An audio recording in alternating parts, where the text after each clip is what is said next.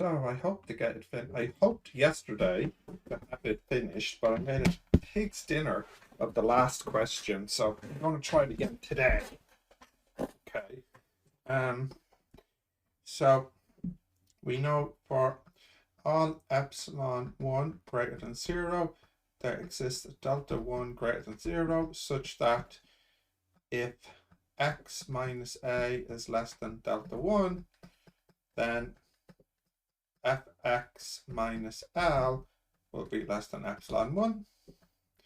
For all epsilon 2 greater than 0, there exists a delta 2 greater than 0, such that x minus a less than delta 2 implies fx minus gx minus m less than epsilon 2. Now, we need to see, can we make fx gx minus lm less than an arbitrary epsilon and for some delta.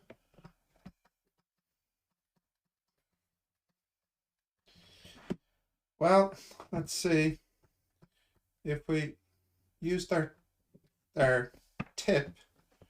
So that's fx gx minus fx m plus fx m minus lm.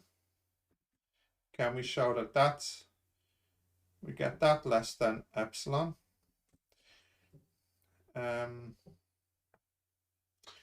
So take out the fx gx minus m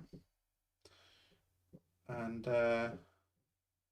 can take out the m and left with fx minus L.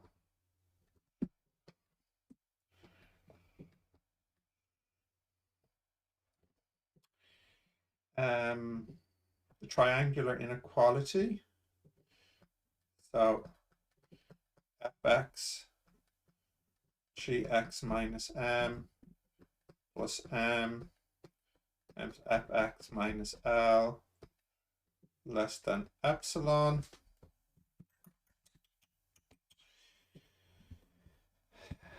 So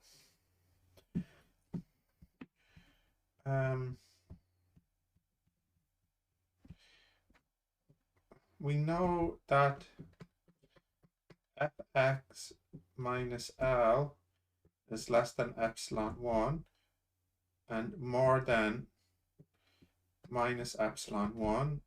So fx will be less than epsilon 1 plus L and less than minus epsilon 1 plus L.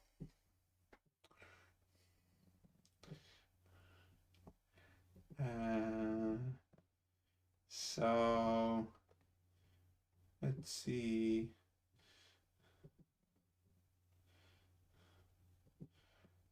Let me see.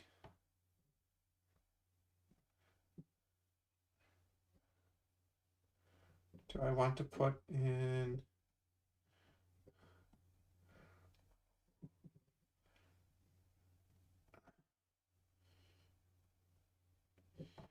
not sure if L is positive or negative, but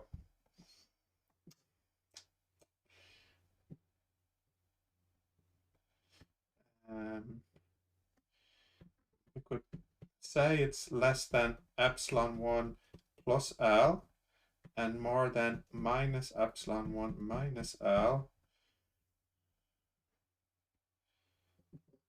Okay.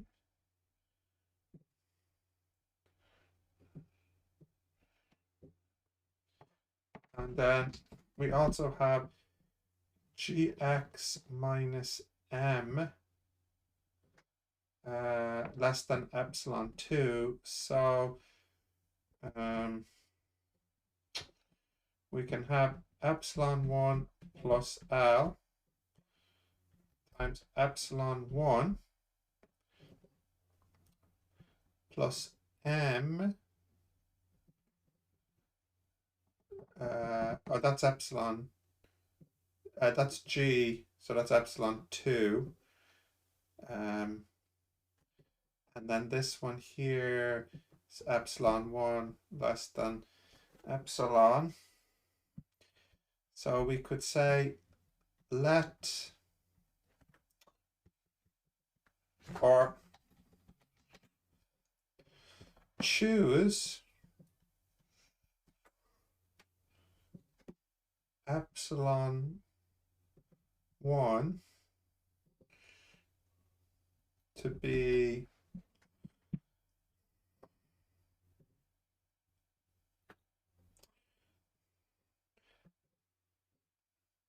epsilon over 2m. So that would be then a half epsilon, or I could make that smaller if I need to. And then epsilon 2 to be epsilon over, and let's make that a 3.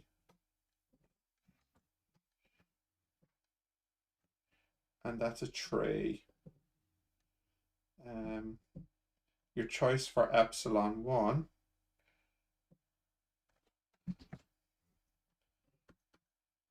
Hang on. Epsilon 1 plus L. So if I just cut that out, back here, so then that would mean epsilon 2 would be epsilon over 3, and then that m epsilon 1 would be epsilon over 3. So then that means 2/3 epsilon is less than epsilon. Okay.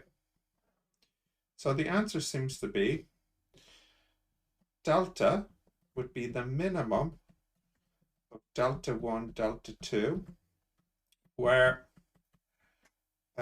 delta 1 has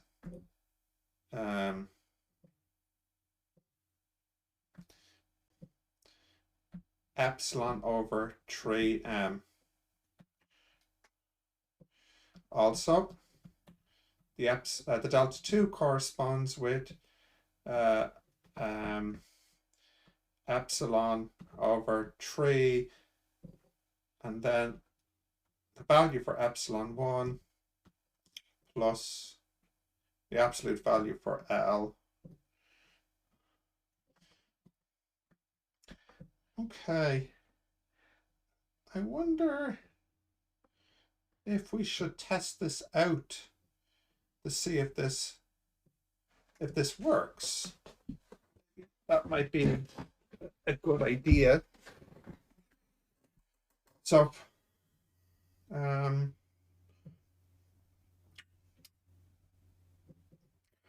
maybe we could try it out and see if it works. So let's try it out. Let's say f of x equals x squared, and a is 1. So that would mean L is 1. And then we'll say g of x equals 2x, and a is 1 and m is 2. And let's find the delta 1. So x squared minus 1 less than epsilon 1. So that will be x minus 1 times x plus 1 Well, you know what? Let's make our lives easier. Let's not bother with squares. Let's just make our lives easier. 3x. Okay. So 3x minus 3 less than epsilon 1. 3x minus 1 less than epsilon 1.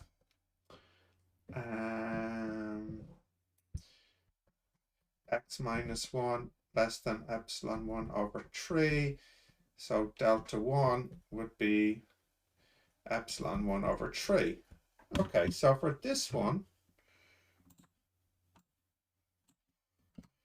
we can see that delta 1 would be epsilon 1 over 3, and likewise delta 2 would be epsilon 2 over 3. So according to this, let's say I want epsilon to equal 0.01 for the product.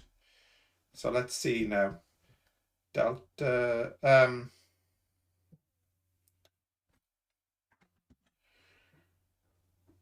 yeah, let's calculate it one. So epsilon 1 is equal to epsilon over 3 times m. So that's 0.01 over 6. Then epsilon 2 would be epsilon over 3 times epsilon 1 plus L. Okay, so let's just type that in now. So that's 0.0016 for current.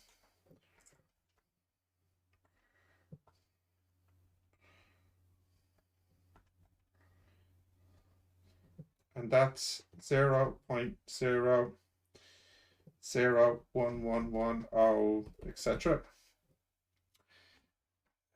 So that would mean delta 2 would equal, delta 1 would equal. Okay, so delta 2, epsilon 2 divided by 3. So that's 0.000370016, etc. And then delta 1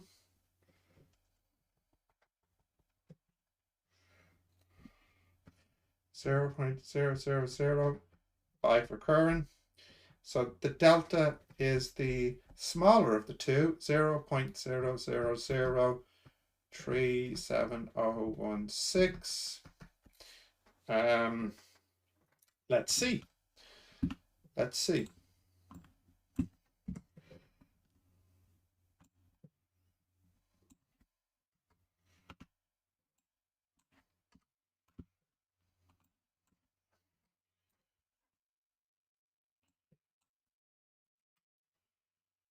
So let's say x equals 1.00037. That would be within the necessary range. So let's calculate fx gx minus 6. We need that to be less than 0.01. Okay, here we go.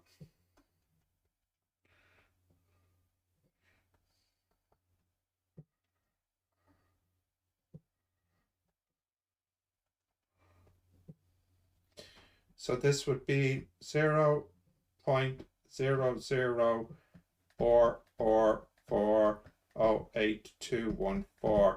That is indeed less than 0.01. So this seems to work. Yep, this seems to work. My procedure for finding the delta to get them within epsilon of each other. A little bit of a messy proof. But it seems to work. We can get the inequality to hold, and we have a way for finding the delta. So yeah, and I know a number example isn't a formal proof, but it should help us be convinced that the previous proof uh, works. Of course, possible I made a mistake. If you can see a counter example for why my proof wouldn't work, please let me know. But we'll leave it there for today. Thanks for watching, and I'll see you next time.